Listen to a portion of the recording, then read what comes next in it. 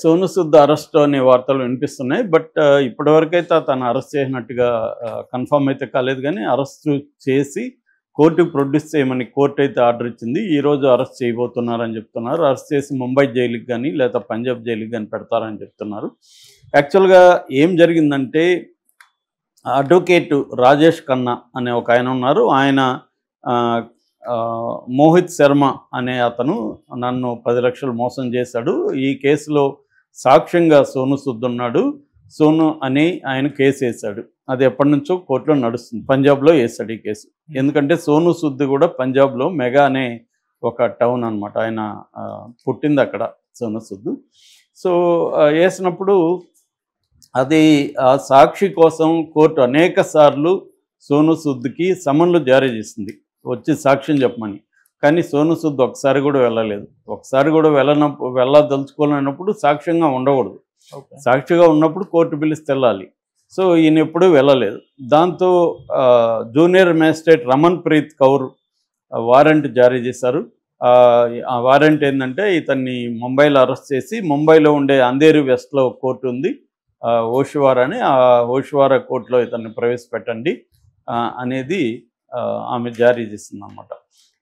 ఇది ఇప్పుడు వైరల్ అవుతుంది. దీంట్లో చంద్రబాబు కూడా దీనికి రంగంలో దిగి అక్కడ మహారాష్ట్ర ముఖ్యమంత్రి, పంజాబ్ ముఖ్యమంత్రితో మాట్లాడతాడని కూడా వార్తలు వచ్చాయి. ఎందుకంటే మొన్ననే సోను సూద్ ఆంధ్రప్రదేశ్ ముఖ్యమంత్రి చంద్రబాబుని కలిసి 4 అంబులెన్సులు, మెడికల్ అంబులెన్సులు, అంటే రిమోట్ ఏరియాలో మెడికల్ ఫెసిలిటీస్ సరిగా లేవు కాబట్టి వాటికి మెడికల్ ఎక్విప్మెంట్ ఎక్కువగా ఉన్న అంబులెన్సుల్ని ప్రజెంట్ చేశాడు. 4 కూడా నేను వెనుకబడిన ప్రాంతాలకు ఇస్తాను, 2 మాత్రం పార్వతీపురం మన్యం జిల్లాకి పంపిస్తున్నానని చంద్రబాబు అనౌన్స్ చేశాడు. ఈ సందర్భంగా సోను సూద్ మాట్లాడుతూ నాకు ఆంధ్రప్రదేశ్ అంటే చాలా ఇష్టం. గతంలో కూడా నేను ఆంధ్రప్రదేశ్లోనే ఎక్కువ కరోనా వచ్చిన టైంలో నెల్లూరు జిల్లా వాళ్ళకి హెల్ప్ చేశాను. అట్లాగే మదనపల్లిలో ఒక రైతు కుటుంబంలో నాకు బాధేసే వాళ్ళకి ట్రాక్టర్ కొనిచ్చాను. ఇలాగే చాలా దీంట్లో నేను చేశాను ఇక్కడ అని ఆయన చెప్పారు. అట్లాగే చంద్రబాబు అంటే ఆయన విజనరీ అని, ఆయన అంటే నాకు చాలా ఇష్టం అని చెప్పాడు. అట్లాగే ఇంకొక విషయం ఏంటంటే మామూలుగా అందరికీ తెలియని విషయం, తాను పెళ్లి చేసుకున్న అమ్మాయి సోనాలి అనే అమ్మాయిని తను పెళ్లి చేసుకున్నాడు. ఆ అమ్మాయిది ఆంధ్రప్రదేశ్, వాళ్ళ తెలుగు వాళ్ళే, కాకపోతే ఎప్పుడో మహారాష్ట్రలో సెటిల్ అయ్యారు. కానీ వాళ్ళ మూలాలు ఆంధ్రప్రదేశ్లో ఉన్నాయి. అందుకోసం కూడా నా భార్య ఆంధ్రప్రదేశ్ కాబట్టి కూడా నాకు ఆంధ్రప్రదేశ్ మీద ప్రత్యేకమైన అభిమానం ఉందనేది కూడా నిన్న చెప్పాడు ఆయన మొన్న వచ్చినప్పుడు. అందుకని ఇప్పుడు ఆయనకేమన్నా హెల్ప్ కావాలంటే చంద్రబాబు కూడా చేసే అవకాశం ఉంది. గతంలో కూడా చంద్రబాబు ప్రతిపక్షంలో ఉన్నప్పుడు కూడా చంద్రబాబుని పొగుడుతూ ఆయన ట్వీట్లు చేసిన సందర్భాలు ఉన్నాయన్నమాట. ఎందుకంటే సోను సూద్ అంటేనే మనకు గుర్తొచ్చేది కరోనా టైంలో ఆయన చేసిన ఇది. సో ఆయన ముఖ్యంగా వలస కార్మికులు, అప్పుడు ఏంటంటే అందరూ కూడా బాధపడింది ఏంటంటే వలస కార్మికులు వందలాది కిలోమీటర్లు మండుటెండలు కాలినడకన వెళ్ళడం, బొబ్బలేకపోవడం, కొంతమంది ఆ ఎండలో నడవలేక చనిపోవడం, గర్భిణీ స్త్రీలు.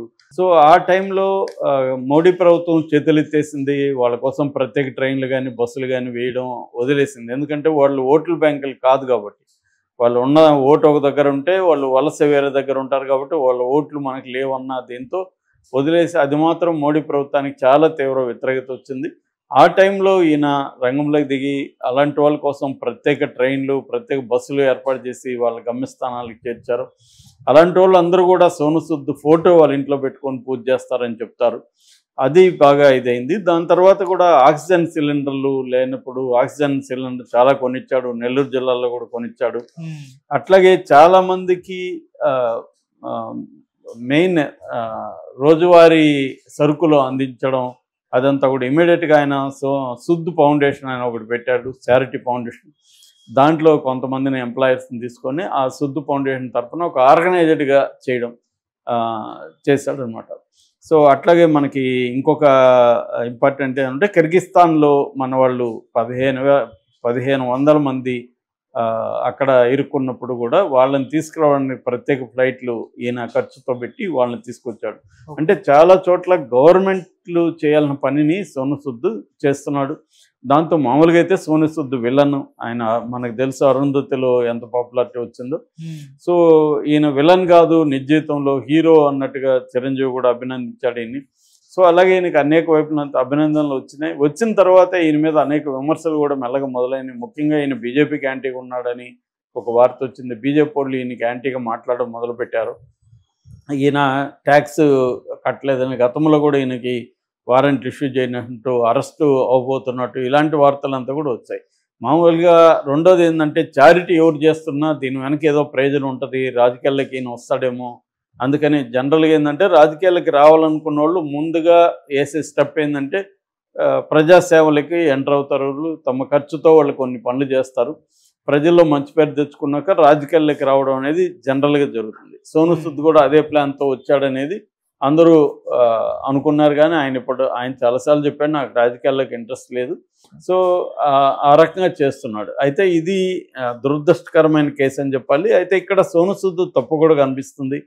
చాలామంది సెలబ్రిటీలు చేసే తప్పే సోను సూద్ కూడా చేస్తాడు. మన ఆ మధ్య జయప్రదాది కూడా చెప్పుకున్నాం. అనేక సార్లు ఆమెకి సమ్మన్స్ వస్తే కూడా ఆమె ఉత్తరప్రదేశ్ కోర్టుకి వెళ్ళలేదు. సో ఇదే ప్రతి చోట జరుగుతుందన్నమాట. సో ఇక్కడ కూడా సోను సూద్ విషయంలో కూడా సోను సూద్ లాంటి వాళ్ళు కోర్టుల్ని క్యారీ చేయకపోతే ప్రజల్లో కూడా ఒక రాంగ్ సిగ్నల్ వెళ్తుంది. అంటే డబ్బు, పలుకుబడి, పవరు ఉంటే కోర్టులు ఏమి చేయలేవు, మనల్ని మాత్రం వేధిస్తారు, మనం ఒక వాయిదాకు పోకపోతేనే మనల్ని సీరియస్గా మందలిస్తారు జడ్జి, లేదంటే అరెస్ట్ వారెంట్ ఇష్యూ చేస్తారు, పెద్ద పెద్ద వాళ్ళు కోర్టులకు వెళ్ళకపోయినా వాళ్ళని ఏమి చేయరు అన్న ఒక రాంగ్ ఇదైతే జనాలకి వెళ్ళడానికి సోను సూద్ లాంటి వాళ్ళు ఈ సమ్మన్స్ని పట్టించుకోకపోవడం అనేది కారణం ఖచ్చితంగా. సో ఆ రకంగా సోను సూద్ మీద, నిజానికి సోను సూద్ సాక్షి తప్ప ఆయనేమి దీంట్లో నేరస్తుడు కాదు, ఏం కాదు. రిజికా అనే ఒక బిట్ కాయిన్లో డబ్బులు పెట్టమని మోహిత్ శర్మ అనేవాడు చెప్పాడు. 10 లక్షలు పెట్టాడు. ఇప్పుడు ఆయన చెప్పుండొచ్చు, నేను ఏదో చెప్తాను, నేను పలాని స్టాక్ మార్కెట్లో పలాని స్టాక్ నేను కొన్నానని చెప్తాను. అది నువ్వు చూసి నువ్వు కొన్నావు అనుకో, నువ్వు 10 లక్షలు లాస్ వస్తే నేను ఎలా బాధ్యుడవుతాను?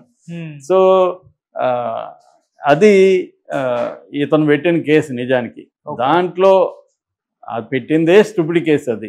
ఎందుకంటే మోహిత్ శర్మ పెట్టించాడని చెప్తున్నాడు ఇతను. నిన్నోడు పెట్టమన్నాడు మోహిత్ శర్మ చెప్తే డబ్బులు. అది మేజర్ ప్రాబ్లం. కాకపోతే ఏంటంటే ఇక్కడ ఈయన సాక్షిగా ఆ కేసులో ఎందుకు ఉన్నాడు అంటే, ఎప్పుడో ఇది జరిగింది, మేబీ ఫ్రెండ్ కోసం ఆయన ఉండొచ్చు. తర్వాత ఆయనకి కోర్టుకు ఇది ఎందుకులే స్టూపిడ్ కేసు అని వదిలేసి ఉండొచ్చు. కానీ కోర్టులో అలా ఉండవు కాబట్టి కొంతమంది జడ్జిలు సీరియస్గా